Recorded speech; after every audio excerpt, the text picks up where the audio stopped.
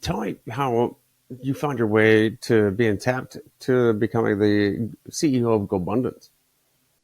Yeah, look, man, I think you're spot on. I don't think you have to have the PhD or any of the accolades to achieve a level of success. I think really what's more important is to almost have a blind confidence, no pun intended, but you have to have a confidence in yourself that is sort of like mute to the world. Like you can't let other people put their narratives or their stories on you. Like people have probably told you, Aaron, you're never going to be able to do a podcast if you can only hear out of one ear and you don't, you can't see or, whatever stories people tell you.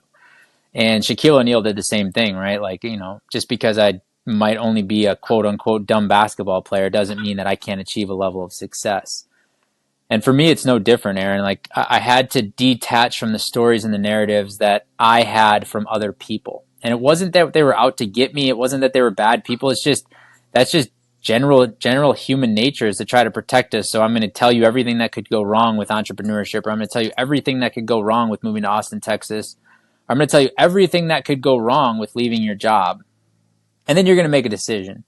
And what I have always sort of been proud of in myself is that I have the ability to find the way or make the way to achieve whatever I desire in life. And so with regards to the CEO of GoBundance, how I got here was, it was candidly, it was dumb luck. But luck only occurs when you put yourself in a position to get lucky. And so at a young age, I moved across the country with my girlfriend at the time, who's now my wife. I volunteered at a camp for children with incarcerated parents. I was that student that I like to always thrive to be. I asked the mentor that was on the trip with me a bunch of questions. Turns out he was one of the founders of GoBundance. I learned how to I didn't learn, but I figured out how to get into his world by reading his book, asking him what it would take to have lunch with him. That led to me working for him, which led to me volunteering at a GoBundance event about 11 years ago. And that now has gone full circle where this organization, for lack of better terms, has bred me. Like I've been raised by the GoBundance group. And when an opportunity presented itself that they needed a leader and somebody to step into the leadership role, they approached me and asked me if I'd be willing to do it because of all of the experiences, all of the knowledge, but most importantly, Aaron, all of the service that I had given to that organization over the past 10 years.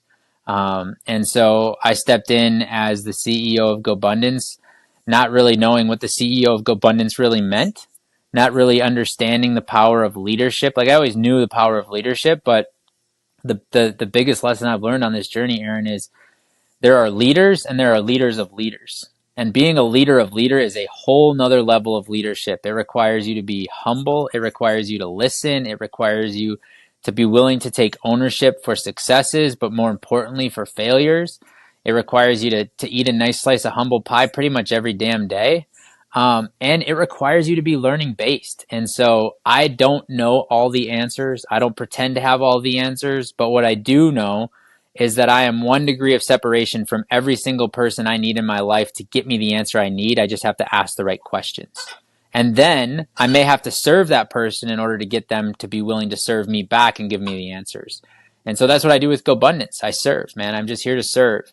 And again, I stand in front of a group of incredibly successful men.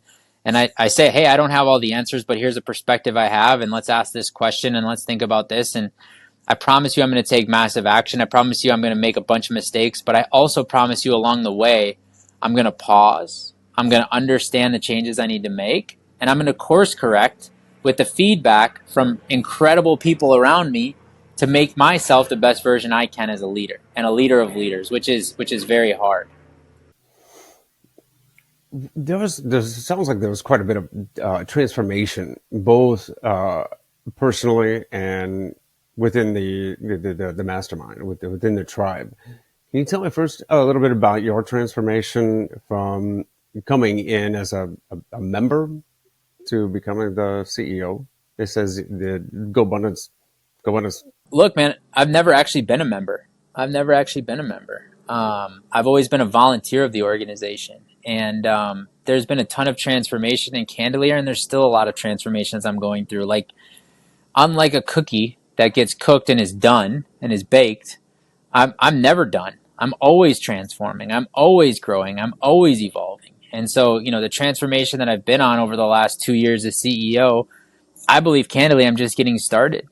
And one of the greatest lessons that I've learned along the way is the power of communication. And I'm not necessarily the best communicator. I don't really love slowing down and talking to people. I'm not really very good, generally speaking, at communicating the plan or communicating the vision. I just kind of want to put my head down and go. But on this journey, I have learned that if you want to go fast, you can go alone. But if you want to go far, you have to go together. And in order to go together, you have to slow down, articulate and communicate. Where are we going? Why are we going there? These are my thoughts along the way. And then on the journey, be willing to accept the feedback from the people that are around you. And so I still to this day have tons of coaches.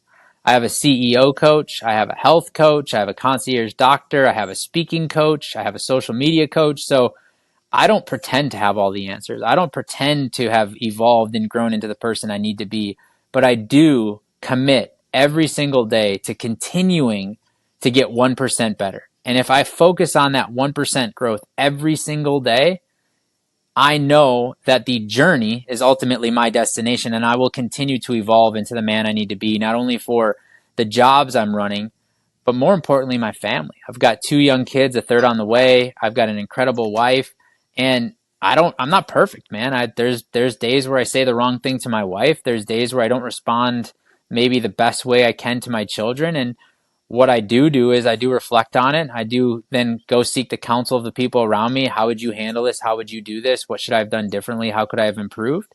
And I just continue to transform. I continue to evolve. But I evolve by always getting feedback from people I'm willing to take criticism from. And I think a lot of us take criticism from people that we wouldn't be willing to take advice from. And so if I want to get healthy and the guy criticizing my weight is 400 pounds, should I really even accept his criticism? In reality, it's just a reflection of him.